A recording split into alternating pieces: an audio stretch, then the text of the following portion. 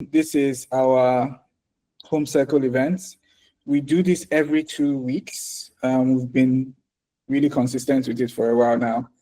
Today is slightly different, but the larger portion of today's conversation would be focused on some of the legal questions, and we have an expert here that would break down, as much questions as we have. So I'll be very quick to do like a rough overview for people that are still new or that are just joining for the first time, understanding what Keble is, doing a quick intro so that everybody is sort of accustomed to, how this works. She's also my co-founder. Hey, BC, how you doing? Hi, Jose. Hi, guys. Good evening, everyone. Lovely. BC has had a very long week, so I'm happy that she's here.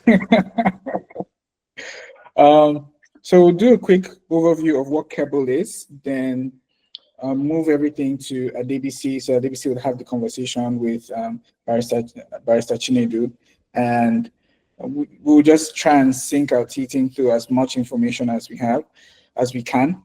And the reason for these conversations are a couple of ways, right? The first is we want to actually drive as much information as possible for all the investors that use Keble, and even if you don't use Keble, even if you're admiring us for a very long time, this is free information, and we are trying to make sure that everybody has like a good understanding of what we do and why we are doing it.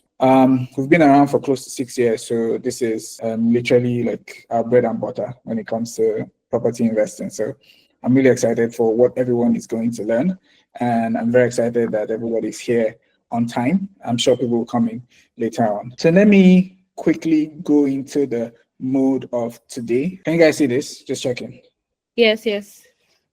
Great, awesome, nice.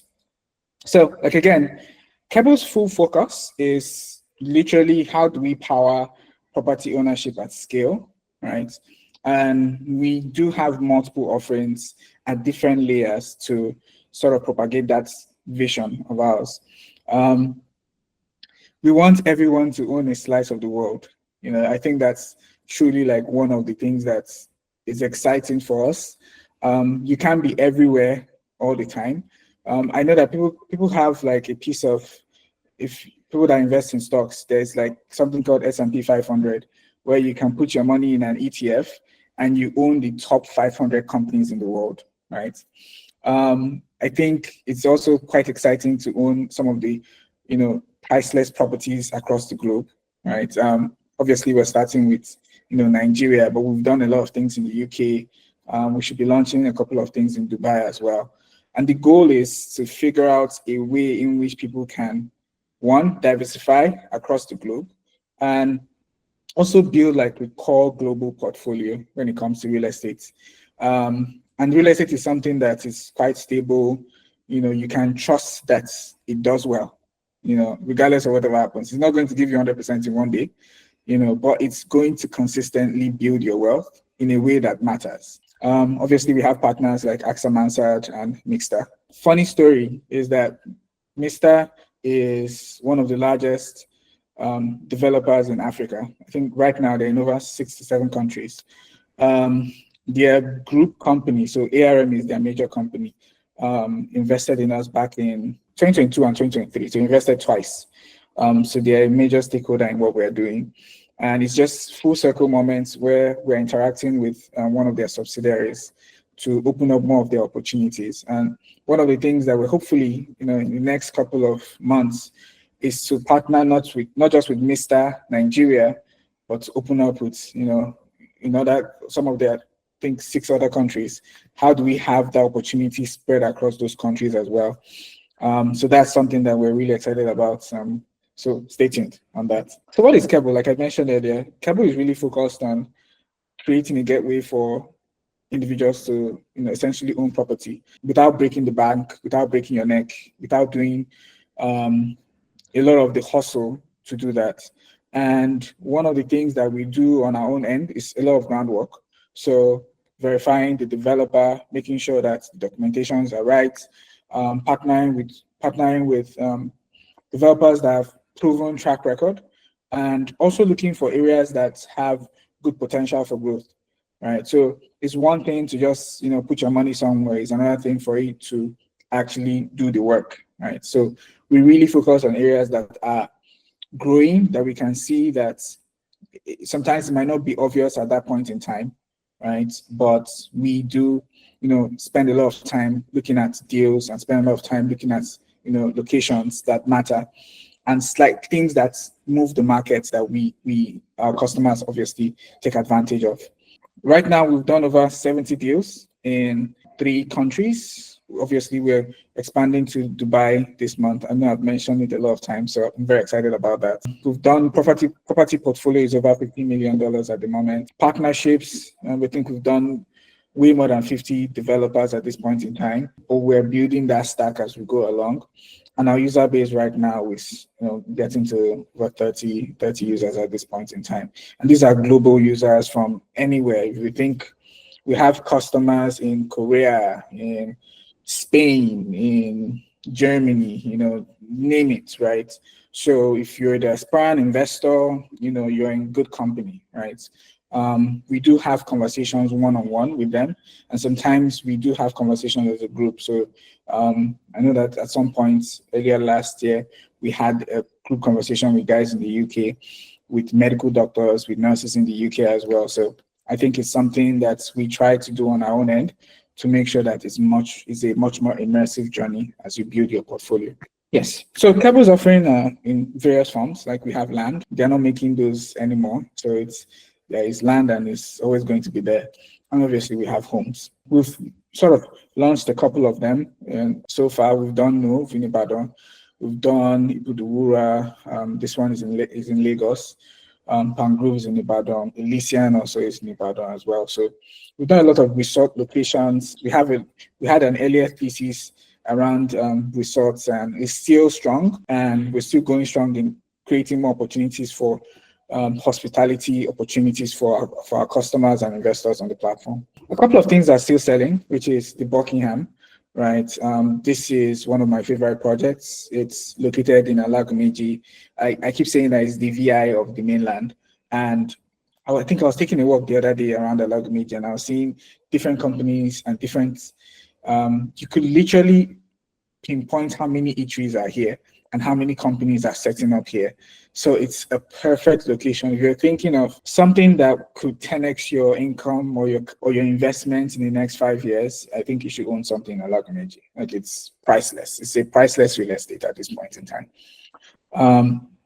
Right now, I think you can invest a minimum of 1.6 million every single month, and you can make a rental income in a year of over 2 million. Right now, it's actually heading to 3 million at this point in time, every single year. You can buy more than one slot. You can decide to buy 1, 2, 3, depending on your capacity. But I think when you're thinking about Alagomeji or only something prime, I think it's such a priceless location. Like, you can't put money on this location. We also launched Declan. Declan is opposite Nikon Town Estate. It's at Ikate side. Great location, love it. Slightly expensive than the mainland as well, but perfect for individuals that understand the island market, the short-let hospitality space there.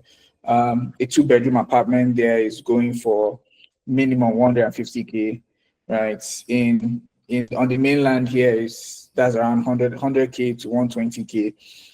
You can obviously see the demand here for people that are thinking of, how do I capitalize on the diaspora community coming to 30 December? Perfect location for that. How do I capitalize on the boom of this particular location for rental yield? Great location for that. It's actually in a location that has a lot of unique landmarks. So like Elevation Church is very close. Gym is very close. Blanco Mall is very close. So there are a lot of activities going that will complement the capital appreciation that you benefit from here as well. This one, again, slightly higher. It's 1.9 million for 12 months. And rental income in a year is 2.2. I do know for now it's probably hovering over 3 million at this point in time, net. Then we have Sule Regal. This is a studio apartment. And the monthly payments is roughly 280,000 naira for the next 12 months. We've started, I think we have roughly 9 slots left. I think the price is also meant to slightly increase from next week. So if you're interested in keying into the project, please do that soon because the price will definitely increase. Like there's a lot of work going on there. And I think when we launched it, it was still on ground floor. Now they're pretty much, completing that first floor phase at this point in time. So very quick, should be done by early next year. And Nove, we launched Nove as one of our earliest projects, right? And that did fantastically well. We relaunched it again. And I think right now we have only 4 slots left. So if you're interested in owning something, not just if you're trying to diversify aside from Lagos, you want something in Ibadan. Like I mentioned in multiple calls, Ibadan is a location that's it's slightly different from what people are. When people go to Ibadan, they are looking for a break from Lagos. They're looking for a break from the noise. Obviously, Lagos is very bubbly, but if you want something that would be quite unique, a unique experience, a location that just breathes fresh air, Nove is a perfect location for that. One of the things that I want to point out when you own properties with us is that it's not just numbers on the screen, right? You're actually going to experience it. So you have like 3 night stays every single year. So you can decide. I know someone that owns Nove, Ibudura. Ibudura was sold out, and I think they're looking at buying Declan, right? So these are 2 different locations, and the experience is completely different, right? So you can decide to experience, Nove as an Ibadan trip. A lot of people travel for business there, and just have that space there. You can decide to do Ibuduwura for vacation, right? You can decide to do, Declan for. I know someone that is doing it for their team events. I also know a group of people that are owning it for the sake of group events as well. So instead of paying every single year, we are going to be paying all this amount for shortlets. Let's come together, own 1 slot, and experience the income from 1 slot, and also share from the experience of, free nights, for owning that particular slot. So that's a very unique value proposition when you're owning with Keble. Obviously, this one, I think Nove right now, it went up from 511, so 511,000 to 560. So yes, there are instances where the property price within the timeline actually goes up. So when I mentioned that, okay, Regal right now should increase next week. This is because there's a lot of demand for that property, and that pushes, the price slightly up for new entrants. But if you're locked in at 560 or 511, you're still going to continue paying that 511. If you have questions, you can type it on the group. On the chat. I'm sure someone is there to make sure that all your questions are fully attended to. This is just the introductory phase. The major thing that we came here for is to have an interactive conversation concerning legal matters when it comes to real estate. Whether you're thinking of renting, buying, selling, conversations like this are rare to have. But I think what Keble is trying to do is just to make sure that those conversations are at least had. Let's have like an open conversation around it. And I'll be handing over to my co-founder, DBC, to kick things off in that regard. Thank you so much, guys. Thank you, Jose. Hi again, everyone. It's so nice to be here. I'm always used to being on the background. But I'm really looking forward to this conversation, and also really excited about where Keble is currently. It's very interesting to see that people that currently own properties have never owned properties before, and so I'm really excited that come on, landlords here, landlords there. That's actually amazing. And so if you have questions about it, we are very much available to answer those questions. But one thing we have noticed is the legal part of property ownership is so important. You can't even juggle all the legal part, right? And so sometimes we have questions that we're like, is this a good question? Is it a stupid question? Is it this? And I think that your questions are valid when it comes to property management. And that's why we have brought in an expert to answer the question, like a lawyer, a barrister himself, to say, you know what, people have questions. And we don't want to be the ones to answer the question because, for example, I'm not a barrister myself. I just work with a couple of lawyers. And we're like, you know what, let's have a barrister come in, somebody experienced, to really come in and answer these questions that we all have. I think that the demolitions in Lagos sometimes just scare us and like, should I buy a property in Lagos? Should I not? And so that's why it's very interesting. So I'm going to have Chinedu, Barrister Chinedu rather, just really come on and just really share his background. First of all, I find it very interesting. He's in the middle of law and finances. That's a very good combination, if you ask me. So it really has the insight, the real insights that we need when it comes to asset management, property ownership, and he has done this for a long period of time. Like experience, he has it. The knowledge, he also has it. So I will just allow him to just like, let's say, take the stage or take the screen right now. But before then, let's just put a round of applause for him. Hi, Barrister. Good evening. Can you hear me? Just to confirm. Yes. Hi, DBC. Good evening. Hi. How are you Very doing well. today? Very well. I hope you can hear me as well. Yes, I can. Personally, I have lots of questions for you. Lots of questions because Nigeria's property law. I've seen a couple of It's an things. interesting Story. space. It's definitely a place. Yeah, But it's a good. delight to be here. I am again Chinedu Igwe, a lawyer, practicing lawyer, 7 years plus, and current asset manager at Pantemis Investment Limited. It's a pleasure to be here, and I hope that we have quite the time to attend to as many questions as you would have. So it's indeed a pleasure to be here. Thank you for having me. Thank you. Thank you also for being here. Thank you. So I think that we'll just really start off with how has this 7 years actually incredible. How has that journey been? Being in the center place of being in the law space and also the financial space. Sometimes they feel like they clash, but somehow it looks like it can work. So I don't know if you want to tell us about, like, should I say, what your background over the years has looked like, what kind of properties, residential, commercial, mixed use, government properties, what has that been like in your journey? Well, the journey has been interesting. I started off as a lawyer, just core law, working with a law firm, and also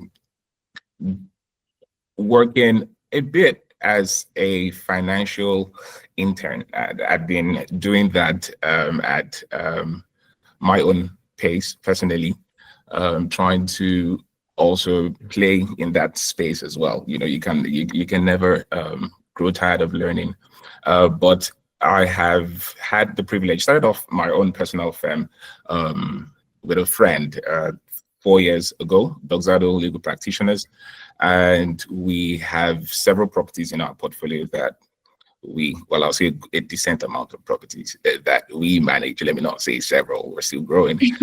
We manage. So the private properties, mixed use, like you rightly said, we also manage certain business commercial properties as well.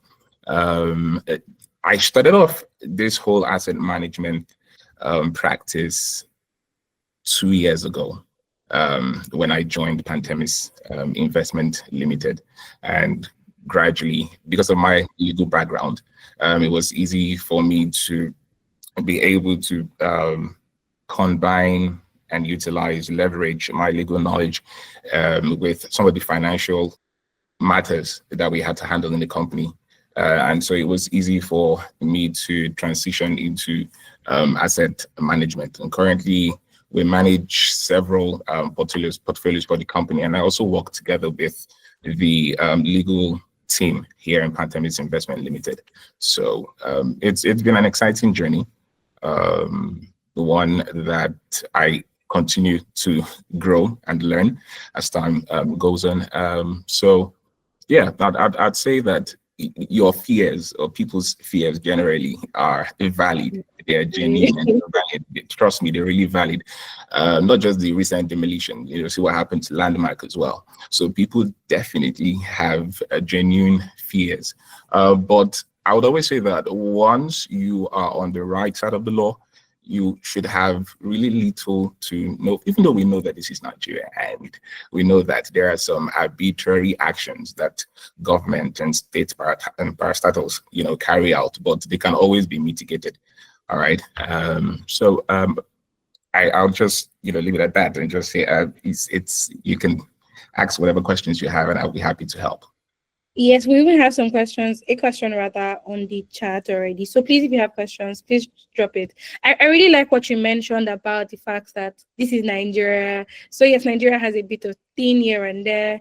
And so it's very hard to say, oh, does this work or does this not work? So I think that my first question, right? So we asked people to send in their questions. And one of the questions that came up more often than not is, does property law work in Nigeria, or is the legal system favorable to anybody?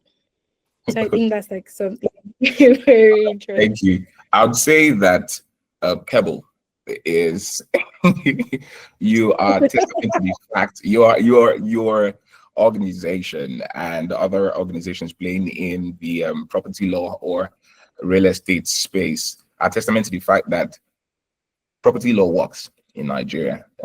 We have laws, the Land Use Act, the Tenancy Law of Lagos State, all of these laws that protect everyone playing in that space. So it does work. And whatever rights that accrue to whether you're a property owner or you're a renter, those rights are enshrined in these laws protected. Okay. Yes, I really like how you answer that. True, because if the law doesn't work, Keble doesn't actually exist. Exactly. And Olufemi asks this question and says, is there anything like an online land registry in Nigeria where diasporans can search and affirm if this property they are buying is genuine and free from any cumbersomeness? Encumbrance, it would be the word, I suppose. Yes. Yes, encumbrances. So currently the Lands Bureau, the Land Registry, they have a portal. Yes, but like many government portals, I would say that they are not really reliable. So what I would usually advise is that you can easily hire a lawyer, hire a real estate lawyer, somebody who understands the system. All right, and then the real estate lawyer will go ahead to carry out all the necessary search, the due diligence, all that it takes to ensure that that property or whatever property you're looking to purchase can be verified to actually belong to either the company or the individual selling or holding himself or herself out to be the seller. So I would say that for now, those platforms, those online platforms cannot be banked. They're not bankable. You cannot rely on them.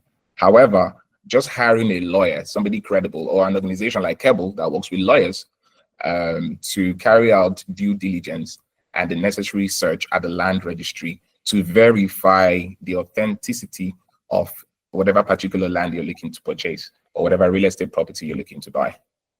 That would be my advice.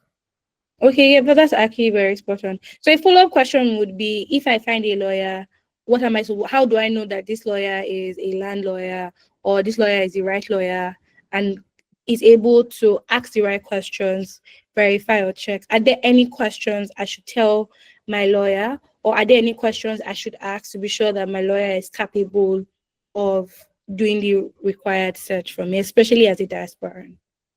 Especially as a diasporan, well, as a diasporan, I believe that when you ask questions, generally, whatever answers you get would tell you whether this person has experience in the field that they say they practice, right? So from general questions you pose to the lawyer, but I can say, you let the lawyer know that you're looking to purchase a property and that you have certain reservations or concerns, and then you listen to what the lawyer has to say, or you ask the lawyer plainly what steps you can take to purchase a particular property or to be able to own a property and be rest assured that your interests are protected. And then the lawyer will go ahead to explain. If he fails to explain, then you know that you're not in safe hands, and then you have to jump ship. But I believe from his or her explanations, you would be, you can then be guaranteed that he or she knows what they're doing. For example, the lawyer should tell you that, oh, he or she would conduct a search at the land registry, which is usually the first point of call, right? It's at the land registry that he would verify that there are no, like the person who asked the question rightly stated, that there are no encumbrances. What are encumbrances? Encumbrances could be that the land could be subject to litigation. Encumbrances could be that the land is currently under a mortgage. Encumbrances can be that the land belongs to onile. You know, and when we say onile, you know, forgive me, I'm evil. I hope I'm not murdering that. But when we say onile, it simply means that it's possible that that land could be without any verifiable documents. Now, when the land doesn't have any verifiable documents, such as the C of O, or a registered deed of assignment, then the lawyer can then proceed to check with, say, for instance, if the land is in a rural area, it's possible that it might not have a C of O. So what the lawyer does then is to ensure that he meets, and which is very important, and which is why it's important that you meet lawyers. I would say that because the lawyer can easily meet with a family or go to the community where the land is situated and check with the community head or the bale, so to speak, and verify, or the family, meet the families who hold themselves out to be owners of that property and verify. Now, when I say hold themselves out, a family can claim to own a land. How do you then verify that that family actually owns that land? There's something called a gazette. It's issued by the state government to families after portions of lands have been excised or allocated to communities or families generally. So the lawyer does that. Once the lawyer verifies that, and then the lawyer can then draft a contract of sale, and then we go into talks about the deed of assignment and all of that. So yes, from the answers that the lawyer would provide, I believe that whoever is looking to buy, a prospective buyer, can be rest assured that he's with the right person. Okay, that's actually I really like that you mentioned that from the answers that somebody is giving, the lawyer is giving, you know whether you're on the right track or you're not on the right track. Somebody asked a question, which is, what are the red flags when buying a property? So from the legal point of view, I know you've mentioned it, but I think the person just probably wants like it being highlighted. What are things that, oh, if you see this, and this, and this, please don't buy this particular property, whether it's landed or residential? All right. First of all, everything has to go back to verifying that that land belongs to the seller, right? Red flags would be where there are no documents. Somebody's telling you that this land is for sale, but there are no verifiable documents. You do not have a C of O. You do not have a gazette. Now, it's either of those two. I'm mentioning C of O and I'm mentioning gazette, all right? It is after government's consent is given on the property that you can obtain the C of O, that's certificate of occupancy. Now, where a land is bare, and especially in a rural area, or belongs to communities, all right, or family, they would usually, if that land has been excised or has been allocated to that family or that community, it will be contained in the state's gazette, the state's land gazette. And how do you assess the gazette? You can easily go to the Lands Bureau, that's the Lagos State Land Registry, Alausa, and then there you can verify from the gazette, the documents, whether that land belongs to that family. So if a family says they own a land, now I'm not talking of C of O, they don't have C of O, they say they own a land, you should ask them to provide you, as a prospective buyer, the gazette that shows and confirms that that land has been excised to that family and it's not under government acquisition, or government committed land. So one of the red flags would be where there are no documents proving that that land belongs to that Buyer, seller, the seller, right? Where it's Nigeria, we're too trusting, and sometimes we're really we just have money to spend and we want to just buy land. No, you must ensure that your interest is going to be protected, right? And so you look out for documents. Where there are no documents is a problem. Where there is no survey plan, still documents, right? You have no, so it's not just the Gazette or the C of O, where there is no survey plan telling you that or showing the exact demarcations of that particular land you want to buy, or the boundaries of that particular land you're looking to buy, then that's also a red flag. Land under government acquisition is a red flag, definitely. Please, you cannot purchase. And how do you verify that? The land registry again. That's how you can tell if a particular land is under government acquisition or committed land. And then another red flag would be multiple families claiming ownership. Family A says they're the owner at the point of making payment or agreeing with the agent of the company, and that family springs up and says that the owner. Just once you hear that, you please just exercise and just that transaction. Exactly. So these are some of the red flags to look out for. Yeah. Thank you. I really like that you mentioned that, because again, everything can be honestly summed to documentation, but you always need to verify every single thing. So all of these things, government's consent, registered deed, to be honest, you have to ask questions, right? This is your money, and this is something that you need to ask the hard questions. Don't work on eggshells when it comes to your money, right? Don't ever work on eggshells. So the question in the chat that says, is issuing of gazette, does it apply to all states or only in Lagos? I think that's a very good question. It's issued by the government of most states. Now, it doesn't just apply in Lagos State. I would particularly state some of the I'll speak for some of the states that I know I have done some work in: Lagos, Ogun State, Oyo State, Osun State. Some of these states, they issue this gazette. Now, if you do not have a gazette, some states' local government authorities issue what we call the customary right of occupancy. Now, that one, every state should issue that one to these families.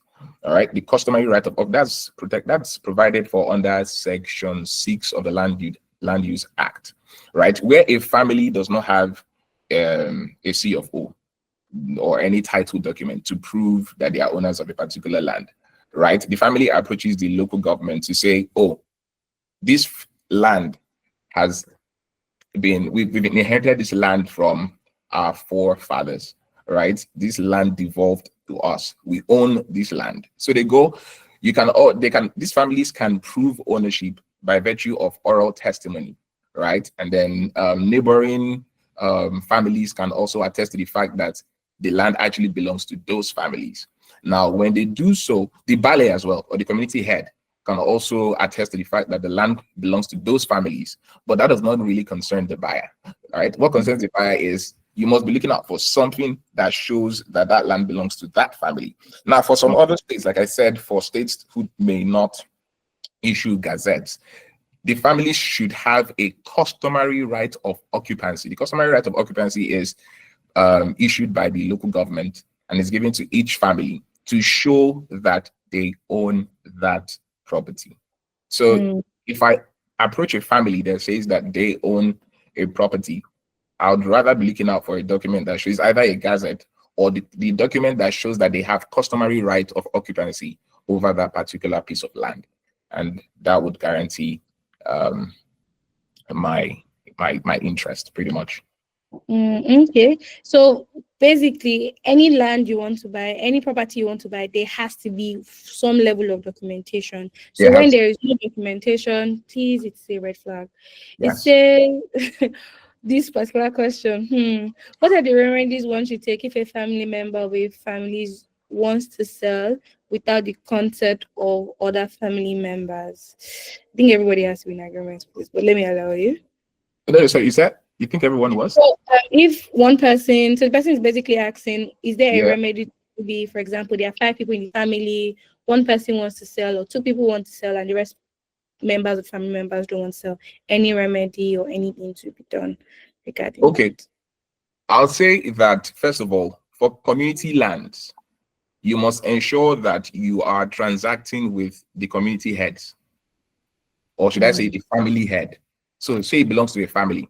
You're consulting with the eldest person in that family. We all know customary practices, right? Everyone is pretty much sort of subject to the head of the family. So once the head of the family is ready to sell, now you should try as much as possible that it's not just one person you're buying from. The head of the family is the most important person. Say the head of the family agrees with somebody else, 2 other people, 3 other people in the family, and some other 4 or 5 people are not ready. Of course, you cannot be, everybody will not be on the table, right? When it comes to selling, some persons will say, oh, we can sell for a higher, for whatever reason. Make sure you are dealing with the family head and any other person. Now, so the other persons, their signatures will just be supporting signatures, right, on the contract of sale or on the deed of assignment, just to transfer ownership from them to the prospective buyer. So yes, ensure that once you're not dealing, if the family head is not willing to sell, please do not buy. Yes, I think in Yoruba it's called Olorebi. If the Olorebi is not selling, don't don't buy. Now this next question is, I think, a question that almost half of Nigerians or Lagosians are facing. It says, my landlord has increased our rent by 100%, right? And we're not ready to vacate the property. What should we do? Is it possible that the law would favor me? Okay, Lagos State tenancy law provides for that. Section 37 of the Lagos State tenancy law provides that a tenant can apply to the court for an order declaring unreasonable whatever increase in rent that a landlord might effect, right? Especially, like I said, where it is unreasonable. So a court can actually look into that. You'll be looking at the magistrate court or the small claims court, because they would have jurisdiction over that. So yes, you can approach the court. However, I always say that we always look at ADR alternatives, alternative dispute resolution, because this is something that might result in a dispute. So you can approach the landlord and tell the landlord that you do not have that amount of money to pay, and if he can concede, maybe you paying a lesser amount than that, maybe an additional 10%, and then you guys will have to reduce that to a contract or an agreement, so to speak. But yes, where you are aggrieved, and 100% is really unreasonable. 100% is unreasonable. That's doubling the amount. That's unreasonable. So you can approach the court for an order declaring that that increase in rent is unreasonable. Now, what the court will do is that the court will take cognizance of the prevailing rental rate or value of properties, around the vicinity, around the locality, just for comparative analysis, and then the court will also take cognizance of some peculiar, I'd say peculiar matters concerning that particular property. For example, if, say, the landlord, because landlords do also have rights. I always say that, because we're all looking to be landlords. Someday you might not be the one renting. You might not be the landlord. So I always say that landlords also have rights. So they can also, but I'd say that, say the landlord improved the property, right? Improved the property, the overall look of the property. The property now looks more expensive. In fact, it's outrightly more expensive.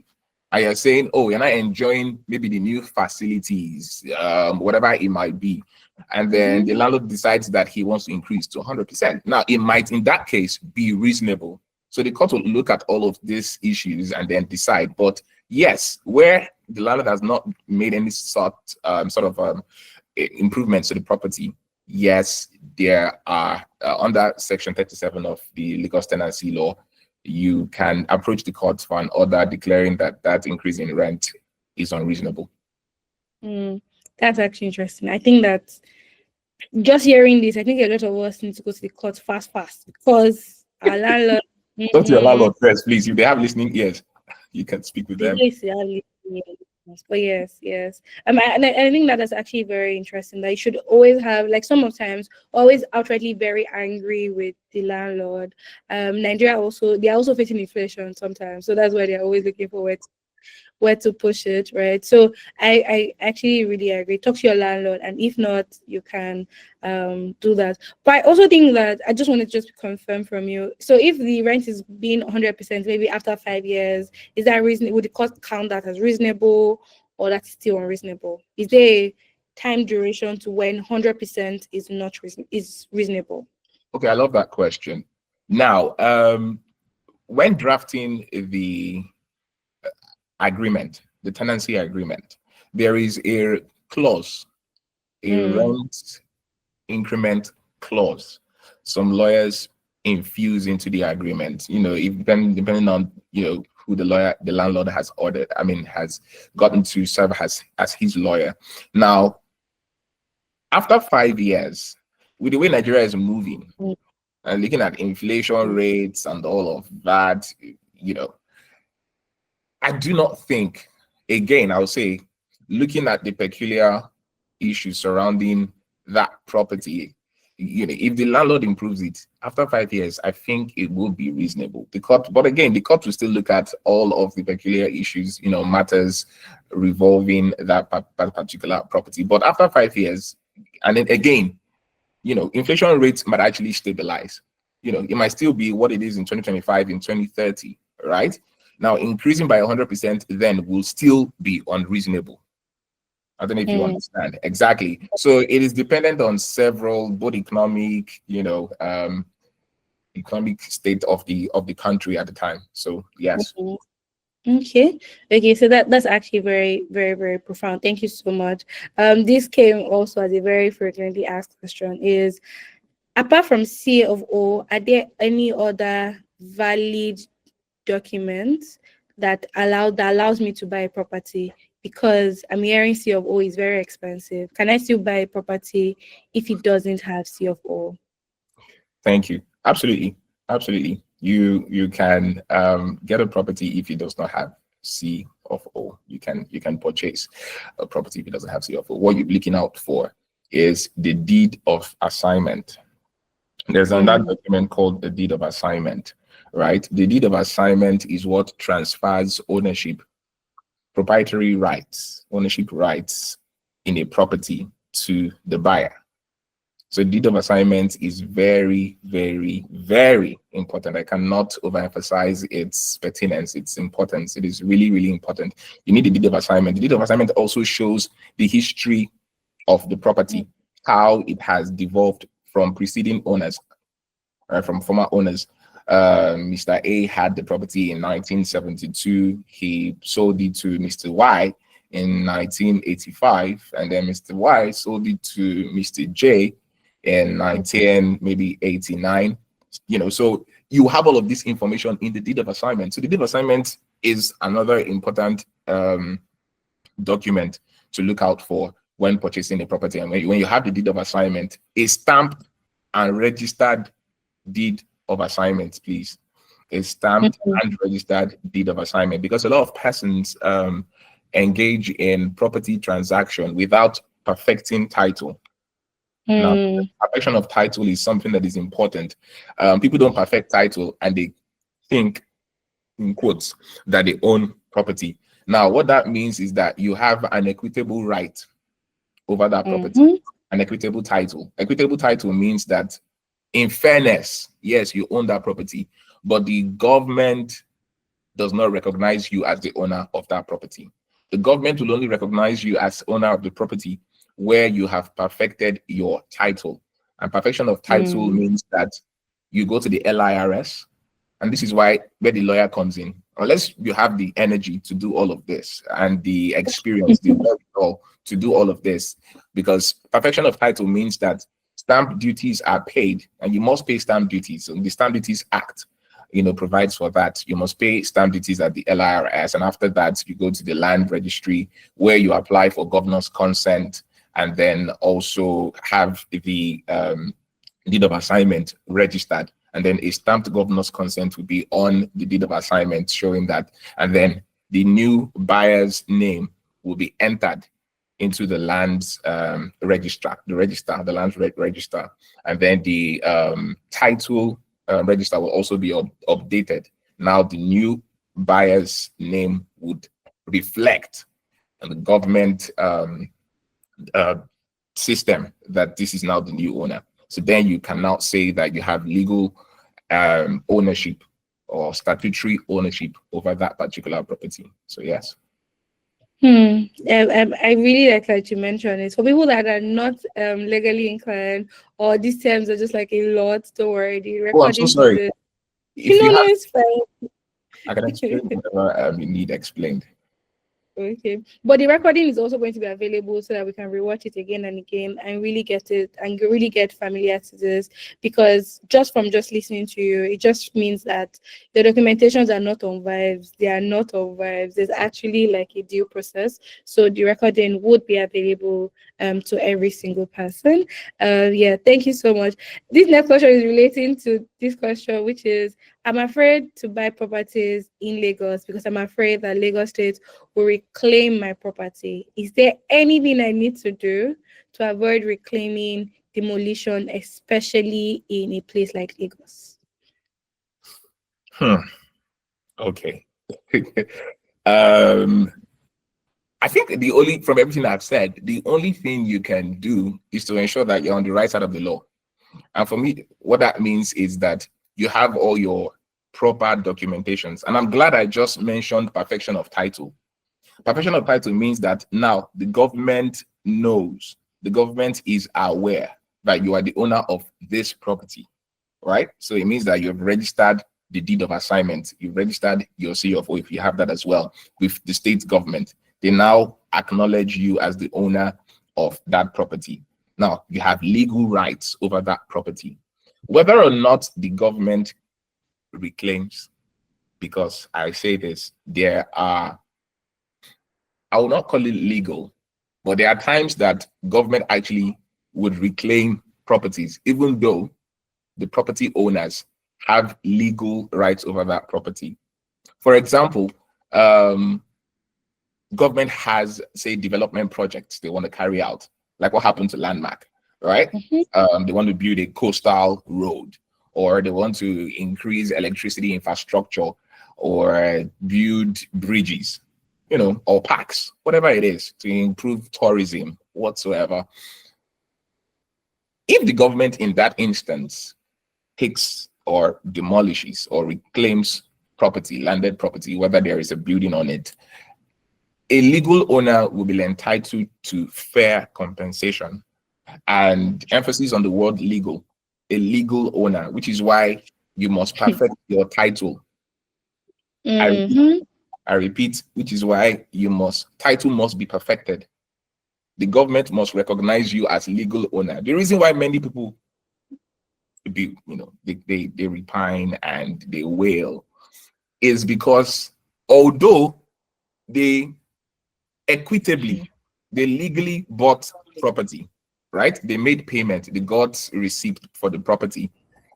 They did not go ahead to perfect. Many people don't know that in Nigeria you have to perfect title, right? So when they do not perfect, they have a deed of assignment showing that they bought property. They have the receipt showing that they paid for a property. They have a contract of sale showing that money exchanged hands. However, they did not perfect title or go to the lands registry to register that title.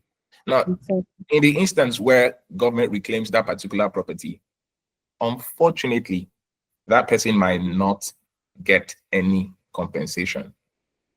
But where the government recognizes, and you can put it to the government from their own records, they see that you own this property, and you can then sue the government, like we say. And yes, you can take the government to court. You can sue for compensation, for specific performance, for damages.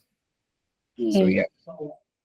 That's actually interesting, because recently the demolition happening in Iworoshoki, there's a woman currently that's saying that, oh, she bought the land from the king and the queen, and her property was still demolished. So I'm guessing that she didn't perfect this, because right now her property has just gone. I don't know if you want to maybe just really talk again. Let's just zoom in a bit about perfecting a title. So I don't know if you want to just explain that again. Okay, so I'm going to try and explain this as the easiest way I can, and please forgive me. And I'm also going to try not to use some legal jargon. Okay, so when you buy property, some of the easiest paperwork that you will get, first thing, you're looking for receipt, right? You get your receipt. You hold your receipt. I've given you X amount of money. You have your receipt. Apart from the receipt, you are now owner of that property, but you can only be owner of that property unless where you have rather a deed of assignment. A deed of assignment is what transfers proprietary rights from the seller to the buyer.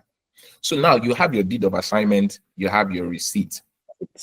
If there is C of O, fantastic for you. You have C of O as well. Or you have the gazette, like I mentioned earlier, right? Now, all of these documents, you have them. You, in your head, might think that you are a legal owner. But in law, as lawyers, we know that you are not legal owner until you have applied for governor's consent.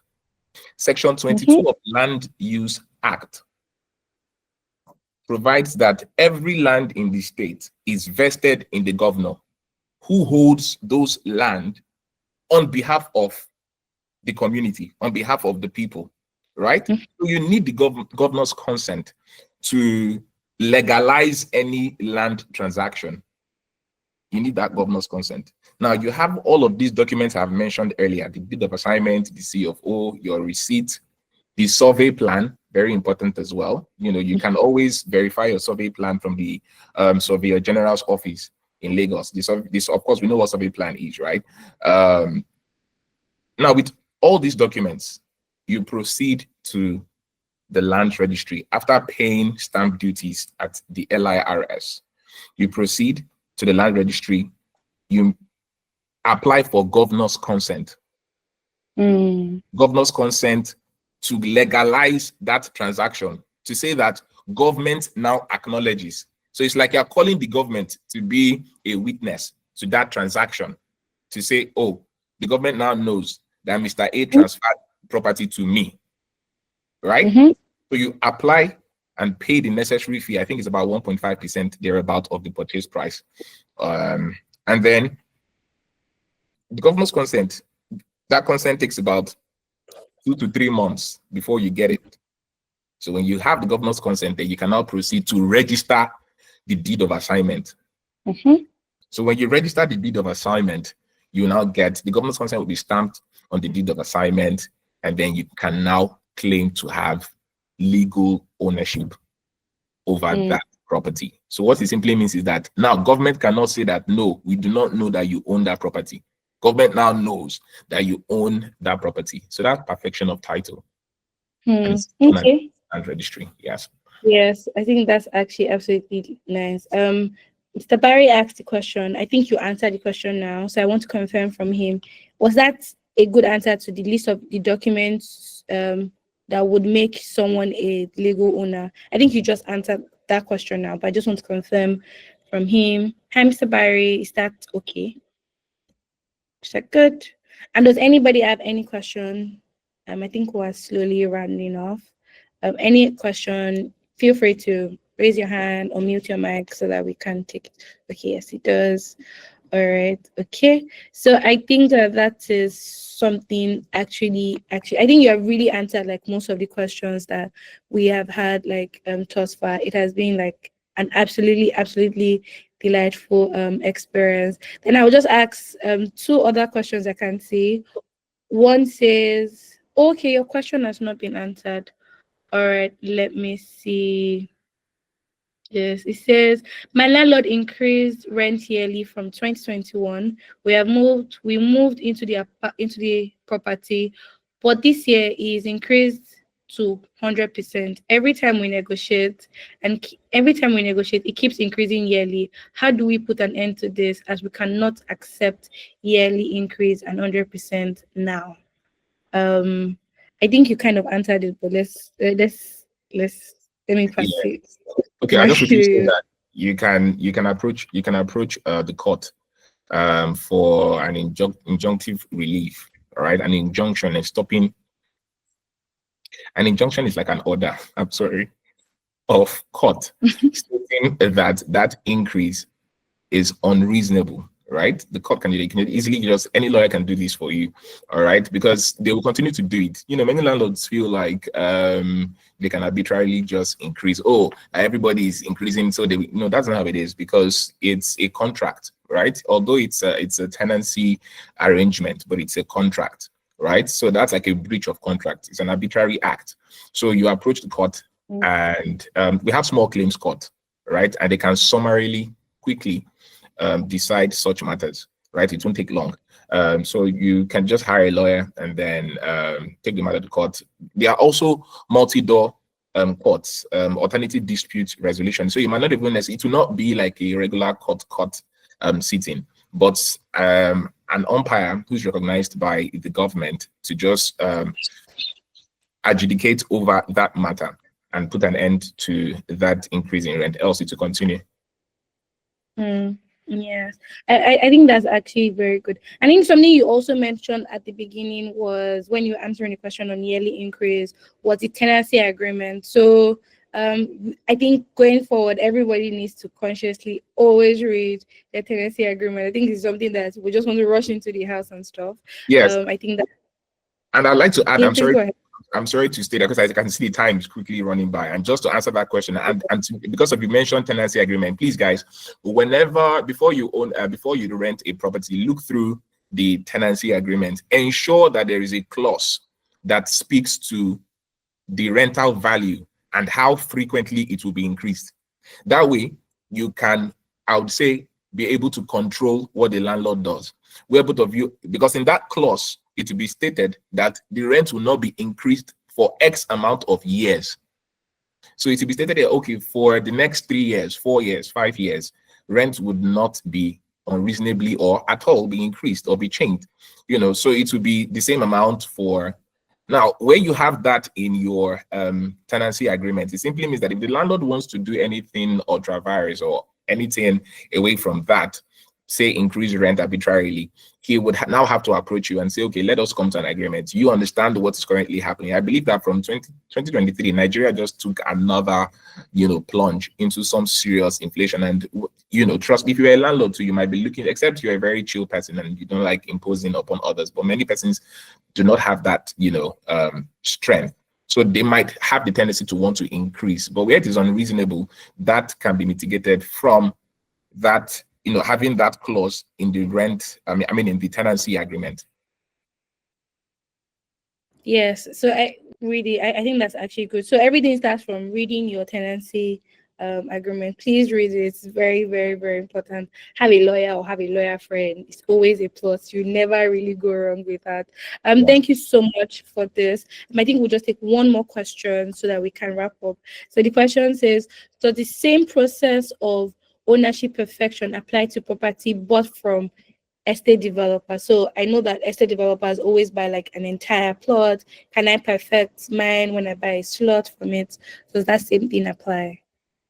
All right. So where you're buying from say a company that owns an estate, ordinarily they ought to have perfected for all of the properties and as a whole.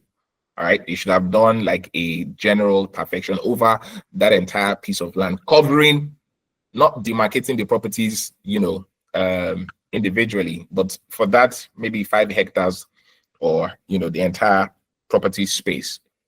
They should have done that. And which is why, now that you would ask some of these questions. Now, where they have not, you can now ask for, say, when your property, of course, your property will have its own survey plan. with your survey plan and your own what's it called, your certificate of occupancy, where you have one, or deed of assignment, you can then perfect your own title where it is not done, but it has not been done by the estate, or should I say the developers, pretty much, of the estate. Okay, that's actually so amazing. I think that, to be honest, from now, I think most of us are now lawyers, just to reinforce and write the call to bar exam. But thank you so much. This was actually very, very enlightening, extremely enlightening. And I really liked how we went from having no clue to now knowing exactly, clearly stating, oh, this and this are things that I need to have. This and this are the red flags I should dust my leg from. Even things that you generally don't see online, like, for example, the onile, the ensuring that the Olorebi, or the first person in the property, has the consent to say, oh, let's sell. I think that's very, very, very profound. I think time is fast spent and we have so many questions. We either have the session again and have you again, really lovely, or would continue it on our community. So for anybody that wants to join the Keble community, please check the link in the chat box. They are just links. And if you have questions at all on Keble properties, we are also available to answer all of them, all of them.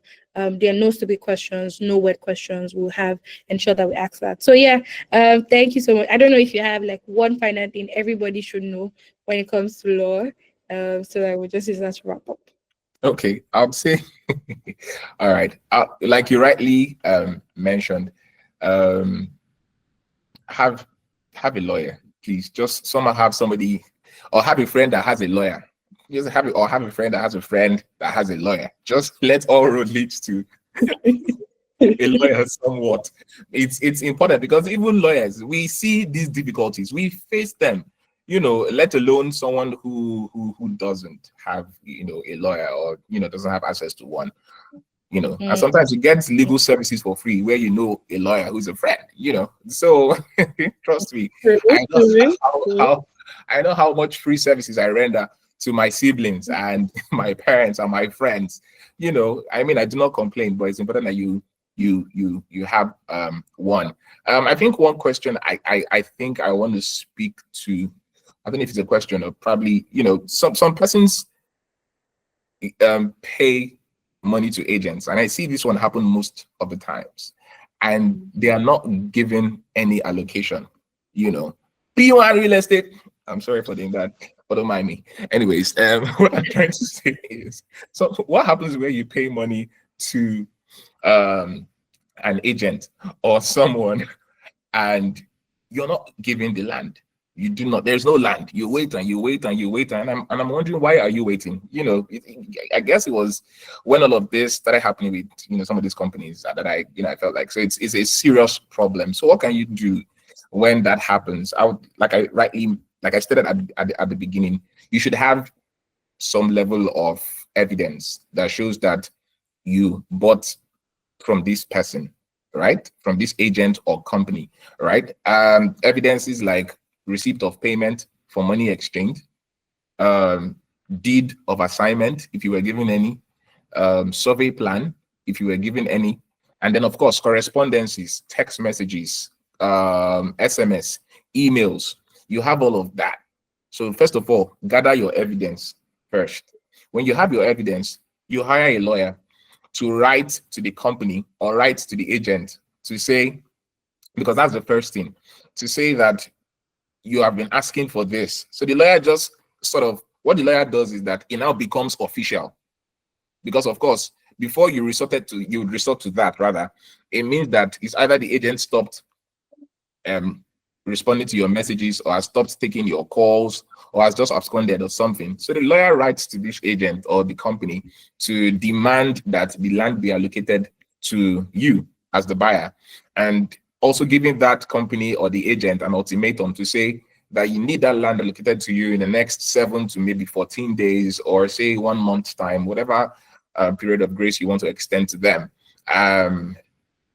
Failure of which would mean that you resort to a civil case against them, or even a criminal case. I say it's even a criminal case, because what it simply means is that it is tantamount to obtaining by false pretense, which is provided for under the criminal law. And then so it becomes a criminal case. So with that, say the agent fails to acknowledge that letter written by a lawyer, then it means that you need to take things a little step forward. And then what you can do is you can report to the state CID, Panti, or SFU in Lagos to, of course, accuse the person of theft, accuse the person of fraud. That's what it is, obtaining by false pretense. And the person can be arrested and you can maybe get your money back, or you can get the land allocated to you if that is what you want. If you do not want to do that, you can also have a civil case instituted in the courts, maybe magistrate court, depending on the amount, or high court of, or the high court.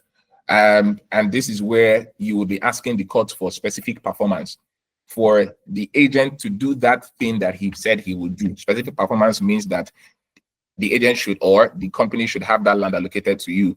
Or you can also sue for damages, sue for your money back, the refund, and for damages, for distress and the rest. So yeah, these are some of the things that you can do where you have exchanged money and then you've waited years and no land has been allocated to you. So yeah, just that.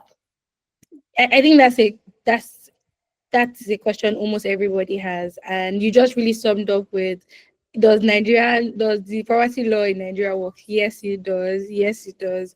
And as you rightly said, there's something for everybody. There's something for everybody. So please ask the right question. Get the necessary information that you need to ensure that your property and your money is safe. So thank you guys so much for joining the session. If we need to do this again, we'll definitely do this again. I had so much fun being the host of tonight's Q&A. So thank you so much, Barrister, for having us. And yes, thank you guys so much, and have a wonderful night rest. Thank you guys. Cheers, guys. Yes, bye. Thank you. Bye for now.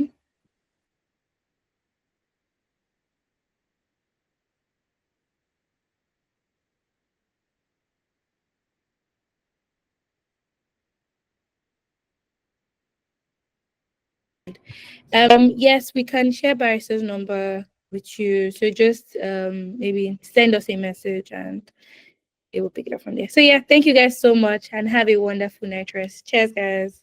Bye.